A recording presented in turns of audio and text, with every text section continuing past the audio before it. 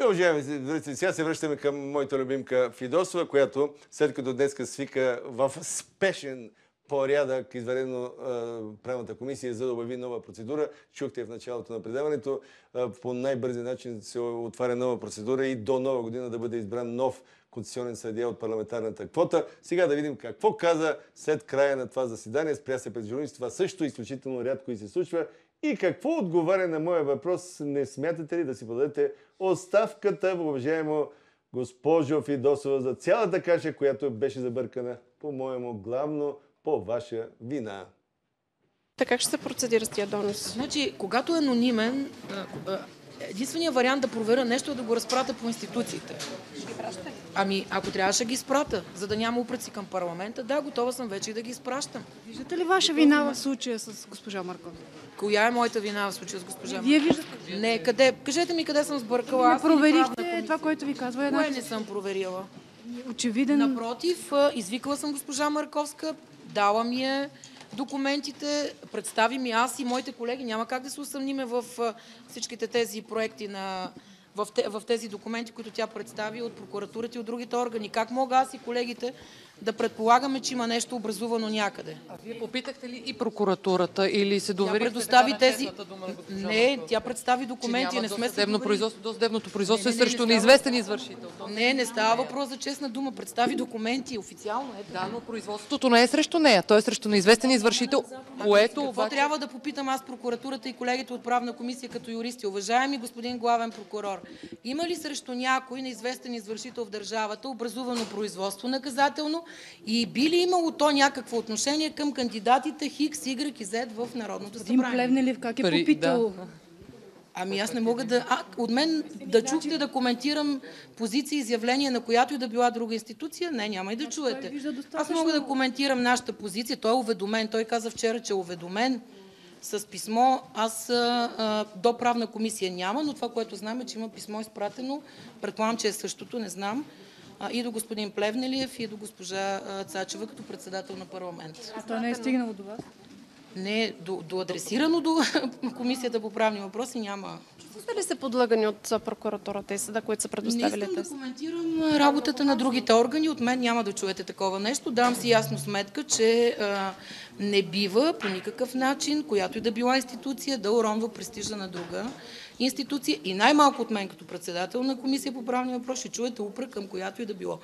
Кой каквото е направил, да излезе и да си каже позицията и да обясни. Нито ще коментирам пък вчера така има ли пропуски, правилно, неправилно. Това не е моя работа. А вашето писмо до Барозо сега не изглежда ли малко абсурдно? Моето писмо до Барозо, тъй като и тук чух, че имаше спекулации, описва единствено и само процедурата, която сме провели. Накрая завършва с едно изречение, което казва, че по така преднаправената процедура и така представените в комисията документи сме направили извод за професионалните качества. Не съм писала никъде една думичка за нравствените качества. Значи ли, че сте съмнявали? Кандидата. До момента, в който нямаше никакви допълнителни данни, които аз научавам също от медиите, не съм имала аз съмнение за това, защото нямам как да имам и няма защо да се съмнявам в документи, които идват от компетентните органи.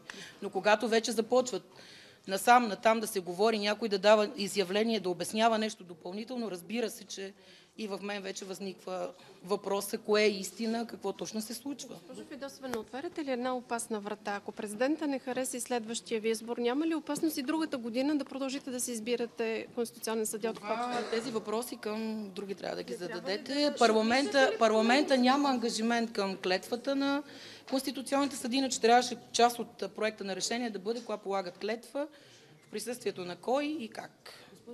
Сега, трябва да има промени в закона за Конституционния съд. Аз съм го казвала неведнъж и преди да започнем избора, че трябва да се направят промени. Погледнете внимателно закона, ще видите, че дори няма една буквичка, едно изречение за процедура. Нещо поне минимално трябва да има разписано. Има само едно изречение, трите квоти на съдебната власт, на Народно събрание, на президентство по една трета и това е. С това нещо падна. С това приключва закона за Конституционния съд. Така че според мен трябва да направим промени и то, когато приключим тази процедура, защото не е коректно в тези следващи 20 или 25 дни да правим промяна, но аз смятам, че незабавно след това трябва да подготвим и да направим такава промяна и то бързичко, така че да не изпадаме повече в ситуация да тълкуваме, да се чудиме кое е правилно, кое не. Въпрос, моят шеф, не смята ли, че за кашата, която стана с Марковска, трябва да си подадете оставката вие? Аз не знам какво съм направила за това нещо, така че госпожа Марковска... Скандал стигнал до Брюксел, обратно. Ами кажете ми за какво точно, нямам против. Посочете ми моето действие или на някой друг от колегите от комисията, за кое точно. Просто... Госпожо Фидосова, чака ви един изключително тежък избор. Имате ли обаче на ум поне друга кандидатура, номинация или първо ще почнете? Не сме готови с кандидатура. Не мога да кажа в момента дали ще предлагаме от парламентарната група на ГЕРБ.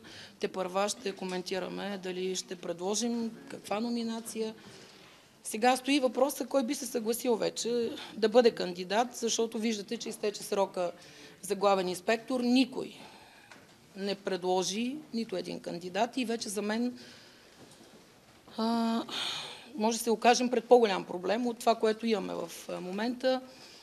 Нежелание на така добри професионалисти, магистрати с висок морал, нравствени качества, професионални да се кандидатират с оглед на това, че всеки един момент така може да се... За главния инспектор какво ще правите? Имате ли някакво решение? За главния инспектор трябва да обявим отново процедурата и да започнем от начало. За разлика от конституционните съдии, главният инспектор се избира с квалифицирано мнозинство от 2/3, така че там задачата е много по-сложна. Разбира се, че трябва да изберем главен инспектор. До момента, в който изберем, продължава да изпълнява длъжността сегашния главен инспектор, така че няма вакуум, но трябва да изберем и трябва да направим консултации и да търсим решения, защото 2/3 не се постигат лесно. Благодаря. Вие сте единодушни в работната група, че не се налага да се отмени решението за избора на Марковска? Всички, които се събирахме сутринта, бяхме... всички, които говореха, плюс господин Казак, който след това изрази позиция на групата вече, но по отношение на практически на това какво да направиме, позицията беше същата. Това, което господин Нотев ми предаде, което каза, че господин Корнезов, така изпратихме го заради невъзможност да дойде господин Корнезов, да заяви изрично, държахме и на неговото мнение, дали това е правилната позиция. Безспорно е, че трябва да има нова... Само юристи бяхме от депутатите. Четохме, разбира се, всички мнения, позиции, които до този момент са изразени. Не, четохме това, което по медиите върви от вчера. Четохме така достатъчно решение на Конституционния съд. Всичко, което можеше да изчетем от снощи днес до... Писмото до госпожа Цачева, което вие предполагате, че е същото, което е до господин Плевнелев, кога е пристигнало? Ми питайте тях, не питайте мен. Да не се окажем накрая с двама избрани конституционни съдии за едно място от квотата на парламент. Това е нашето тълкование и това е нашето предложение. От тук нататък... Аз нямам какво повече. Това не е мое лично решение, това е решение на комисията. Освен Корнезов, кои други конституционалисти ви посъветваха да не се отменят? Значи това, което сме направили като консултация, аз не мога да цитирам повече имена, защото не е коректно. Това, което сме направили е, пак ви казах, от вчера, след обяд, с нощи до късно днес, само това сме правили. Решението не е мое лично, така че да не интерпретира някой утре, нали, кой носи отговорност на цялата комисия, нито някой е налагал позиция, нито мнение. Разгледали сме много внимателно всички хипотези, възможности, варианти. Разбира сме, отчели сме и това, че не трябва да създаваме прецедент, който да повлече след себе си нови и нови нерешими казуси за в бъдеще, не за следващите месеци, а за следващите години напред. Така че това е нашето предложение. Госпожо Фидосова, за главния инспектор може ли да кажете, защото там също виси... Аз казах току-що. Извинявайте.